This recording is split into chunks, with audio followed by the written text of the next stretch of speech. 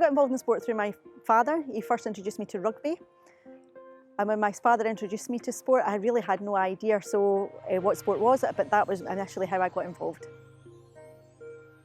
So I've done many different sports, but the main sports I've competed in are basketball, rugby, CrossFit, and also football. So yeah, I've been involved in lots of different sports. So I've competed in all three levels, basketball and athletics through the pathway, and I represented GB internationally. So sport has been involved in my life throughout my whole childhood.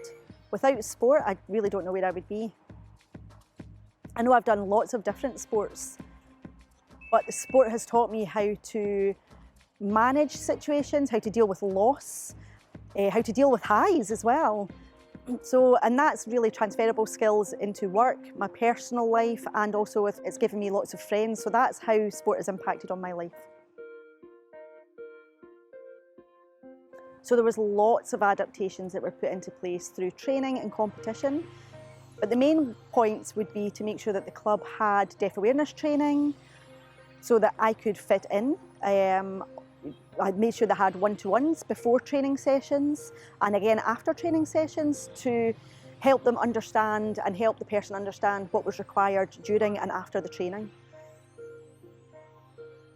So for positive inclusiveness for athletes, I would say there needs to be like a mentoring system and a team group for training so that they can all help each other and work together as a team, give advice and tips with each other. But also for coaches, for example, if the coach is so far away on the field and they're having to use a whistle, then perhaps using hand gestures instead, or having a buddy system that knows that they're responsible for tapping the deaf person on the shoulder so that they know that it's time to start running and they also feel connected and part of the team and therefore not feeling left out.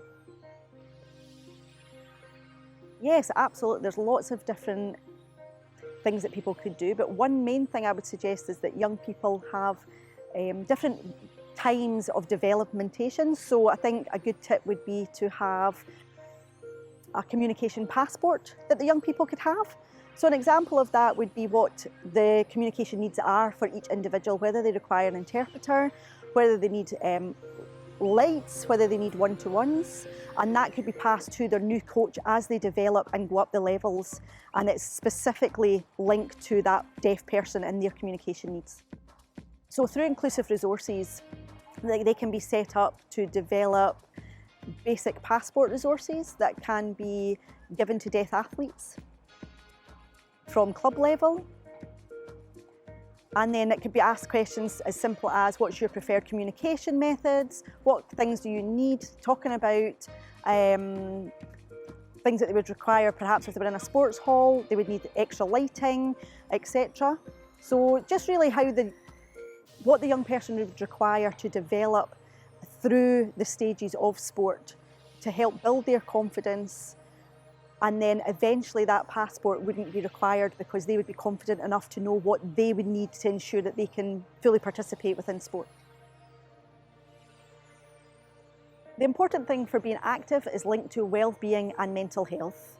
If you're active, your mental health and your well-being is paramount, but if you're not, then it can have a detrimental effect. But it also allows you to connect with people that you may perhaps not have connected with. So it's really important that people are active.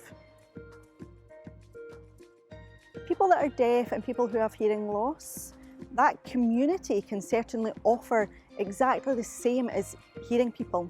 The only difference is they can't hear. They have the physical ability and the aptitude to be competitive, and we can do anything. So for the clubs and at club level, they need to be able to see that deaf and hard of hearing people and people with hearing loss can do it and can be involved. The only difference is they can't hear, and they need to have adaptations to that.